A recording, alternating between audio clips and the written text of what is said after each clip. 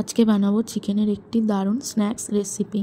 এটা কিন্তু বাচ্চাদের টিফিনে বা এমনি সন্ধ্যাবেলা কিন্তু বানিয়ে খাওয়া যেতেই পারে, দারুণ লাগে খেতে। তাহলে চিকেনগুলিকে জলে সেদ্ধ করে নিতে হবে এবং ছোটো ছোটো করে কুচি করে কেটে নিতে হবে। এবারে একটা কড়াইতে সর্ষের তেল গরম করে তার মধ্যে পেঁয়াজ কুচি এবং লঙ্কা কুচি দিয়ে কিন্তু লাল লাল করে ভেজে নিতে হবে।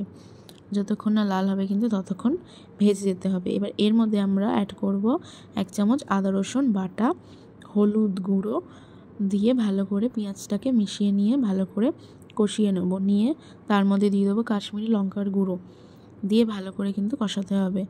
দিয়ে মশলাটা কষানো হয়ে গেলে যে টুকরো করে রাখা চিকেনগুলো ছিল সেই চিকেনের টুকরোগুলো কিন্তু এর মধ্যে মিশিয়ে দিতে হবে। দিয়ে মশলাটার সাথে ভালো করে মিশিয়ে নিতে হবে এবং ভালো করে ভাজা ভাজা করে নিতে হবে। এর মধ্যে দেবো 1 চামচ লবণ দিয়ে ভালো করে ভেজে নেব। এইভাবে আমাদের প্রথমে কিন্তু চিকেনের পুরটাকে রেডি করে নিতে হবে। চিকেনের পুরটা রেডি করে রেখে দিলাম। এবারে একটা পাত্রের মধ্যে 2টো ডিমকে ভেঙে নেব। কেউ একটা ডিমও দিতে পারো, যেরকম চিকেনের পরিমাণ সেরকম ডিমের পরিমাণ। আমার এখানে 2টো ডিম লেগেছে, আমি এখানে 2টো ডিম নিয়েছি। ডিমটাকে ভালো করে ফেটিয়ে নেব। এর মধ্যে দিয়ে দেবো 1 চামচ স্বাদ মতো লবণ দিয়ে দেবো। দিয়ে তার মধ্যে দিয়ে দেবো পেঁয়াজ কুচি আর লঙ্কা কুচি দিয়ে ভালো করে ডিমটাকে পেঁয়াজ কুচি লঙ্কা কুচি দিয়ে ফেটিয়ে নেব। তোমরা এর মধ্যে চাইলে গোলমরিচের গুঁড়োও কিন্তু অ্যাড করতে পারো, তাহলে ঝালটা একটু বেশি হবে।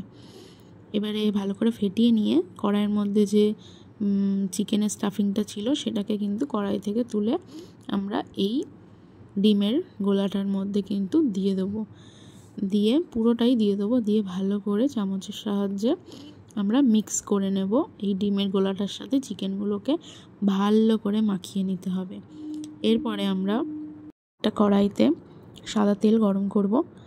গরম করে তার মধ্যে চামচের সাহায্যে আমরা এটাকে ছড়িয়ে ছড়িয়ে মানে একটু গোল গোল করে দিয়ে বড়ার সাইজে ভেজে নেব।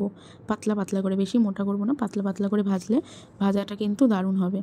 তো এখানে দেখতেই পাচ্ছ আমি এরকম করে দিলাম। এরকম করে দিয়ে কিন্তু তোমরা এপিট ওপিট লাল করে ভেজে নেবে। আর এই সময় কিন্তু গ্যাসের ফ্লেমটা একদম আস্তে করে ভাজবে, নাহলে কিন্তু পুড়ে যাওয়ার সম্ভাবনা থাকবে। ঠিক একই রকমভাবে আমি সবগুলো ভেজে নিলেই রেডি আমাদের এই স্ন্যাক্সটা। বাচ্চা থেকে বড় কিন্তু সবাই স্ন্যাক্সটা খেতে পছন্দ করবে, এতটাই দুর্দান্ত স্বাদের খেতে হয়। অবশ্যই কিন্তু ট্রাই করবে।